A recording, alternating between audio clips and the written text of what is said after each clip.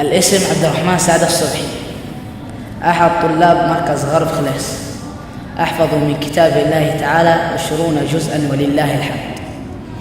أعوذ بالله من الشيطان الرجيم. يا أيها الذين آمنوا اتقوا الله وقولوا قولا سديدا يصلح لكم أعمالكم ويغفر لكم ذنوبكم، ومن يطع الله ورسوله فقد فاز فوزا عظيما. إنا عرضنا الأمانة على السماوات والأرض والجبال فأبين أن يحملنها وأشفقن منها وحملها الإنسان إنه كان ظلوما جهولا.